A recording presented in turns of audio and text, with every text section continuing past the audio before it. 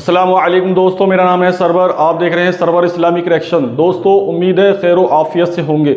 دوستو یزید نے نہ صرف مکہ پر حملہ کیا تھا، کربلا نے شہیدین کو شہید کیا تھا، بلکہ یزید نے مدینہ منورہ پر بھی حملہ کیا تھا۔ تو دوستو جانیں گے اسی ویڈیو میں کہ یزید نے کس طرح سے مدینہ منورہ پر حملہ کیا۔ ویڈیو پورا دیکھیں جس سے کہ ہمارے علم میں اضافہ ہو۔ تو چلیے شروع کرتے ہیں ویڈیو۔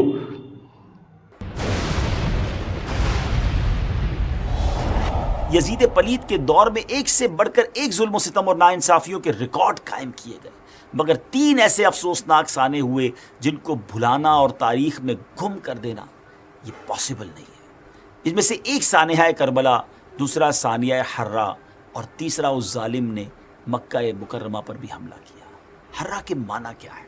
حرہ کہتے ہیں پتھریلی زمین کو، اور چونکہ مدینہ منورہ کے باہر ایک حصہ پتھریلا اور آتش فشاں کے پتھروں سے ڈھکا ہوا ہے، یہ واقعہ وہیں پیش آیا تھا، دشمن فوجوں نے وہیں اپنا پڑاؤ ڈالا تھا، اس وجہ سے اس کو حرہ کا علاقہ کہا جاتا ہے۔ کربلا کے خونی واقعے کے بعد چونکہ لوگ یزید کی خباثت اور بے دینی سے مزید آگاہ ہو گئے تھے، لہٰذا انہوں نے اس کے خلاف اٹھنے کا فیصلہ کیا۔ حضرت عبداللہ ابن زبیر رضی اللہ تعالیٰ عنہ نے یزید کے خلاف علم بلند کیا اور مکہ مکرمہ میں انہوں نے اعلان کیا کہ خلافت قائم فرمائیں۔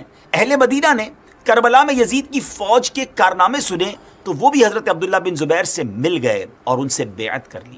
اس بات کی خبر مروان نے یزید کو بھجوائی اور یزید نے یہ خبر سن کر مسلم بن عقبہ کو 12,000 کا لشکر دے کر روانہ کیا اور اس سے کہا کہ پہلے انہیں 3 دن کی مہلت دینا اور اگر پھر بھی یہ بیعت نہ کرے تو پھر جنگ کرنا، اور جب غاصب ہو جاؤ، جب غالب ہو جاؤ تو پھر چند دن کے لیے لشکر کے لیے مباح کر دینا۔ یہ کتنی ظلم والی بات تھی۔ مباح کر دینے کا مقصد یہ ہوتا ہے کہ پھر لشکر کے حوالے کر دینا اہل مدینہ کا، وہ جو چاہیں کریں، جس کا مال لوٹیں، جس کی بے عزتی کرنا ہو، استغفر اللہ۔ اور پھر ان ظالموں نے جو کچھ کیا تو مسلم بن عقبہ نے لشکر مدینہ منورہ لے کر پہنچا، جنگ کا اعلان کر دیا۔ اس خونخوار کمانڈر یعنی مسلم بن عقبہ نے مدینہ کا محاصرہ کر کے مدینہ کے لوگوں سے جنگ شروع کر دی۔ چند دن تک تو وہ مدینہ پاک میں داخل بھی نہ ہو سکا۔ اب اس ظالم نے دھوکہ اور فریب شروع کیا اور کسی اور طریقے سے مدینہ میں داخل ہوئے اور مدینہ پاک میں لوگوں کا خون بہانا شروع کر دیا۔ ایک سپاہی ایک عورت کے گھر میں داخل ہوا، اس عورت کا ایک چھوٹا سا دودھ پیتا بچہ تھا، شیر خوار بچہ تھا۔ سپاہی نے اس سے مال و دولت کے بارے میں پوچھا۔ عورت نے کہا کہ مال تو جتنا تھا تمہارے سپاہی لوٹ کر لے گئے۔ اب اس ظالم نے کیا کیا، جب مال نہ ملا تو اس چھوٹے سے بچے کو اٹھا کر دیوار پر مارا، اور دیوار پر اس طرح مارا کہ اس چھوٹے سے بچے کا دماغ جو ہے، مغز جو ہے باہر آ گیا۔ لیکن یاد رہے کہ اس ظلم کے واقعے کے اندر مہاجر و انصار سے 1700 افراد اور دوسرے مسلمانوں میں سے 10,000 لوگ قتل ہوئے۔ جی ہاں، مدینہ منورہ میں اپروکسیمیٹلی 12,000 لوگوں کا قتل ہوا۔ لشکر والوں نے مدینہ کے لوگوں کے اس طرح سر کاٹے جیسے کسائی بھیڑ بکری کا سر کاٹتا ہے۔ مسلم بن عقبہ جب مدینہ پر مسلط ہو گیا تو اس نے مدینہ کے لوگوں سے یزید کے غلام کی حیثیت سے بیعت لی تھی تاکہ ان کے بال اور ان کی اولاد یزید کے اختیار میں آ جائے اور جس طرح وہ چاہے اس پہ تصرف کرے، اور اگر وہ منع کرتے تو ان کو قتل کر دیا جاتا۔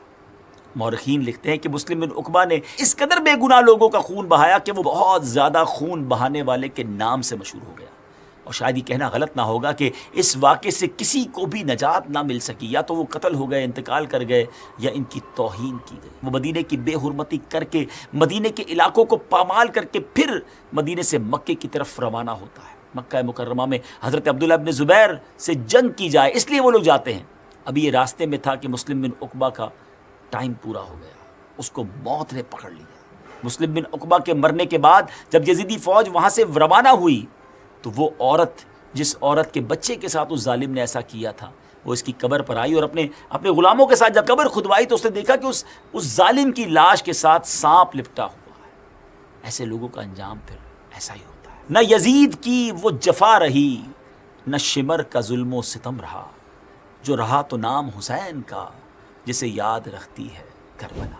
ناظرین، ظالم کا انجام برا ہی ہوتا ہے۔ دوستو آپ نے بہت ہی پیارے انداز میں سنا اور دیکھا کہ یزید نے کس طرح سے مدینہ منورہ پر حملہ کیا۔ دوستو یزید بہت ہی بڑا بدبخت تھا، اس نے مدینہ منورہ پر حملہ کیا، مکہ شریف پر حملہ کیا، کربلا میں تو شہید امام حسین اور ان کی آل کو کیا ہی تھا۔ دوستو ویڈیو کو لائک کریں، شیئر کریں اور ایسی ہی ویڈیو دیکھنے کے لیے ہمارے چینل کو سبسکرائب کریں اور بیل آئیکن کو دبا کر آل کر دیں، جس سے کہ ہماری آنے والی ویڈیو آپ کو ملتی رہیں۔ السلام علیکم دوستو، پھر ملیں گے اگلی ویڈیو کے ساتھ۔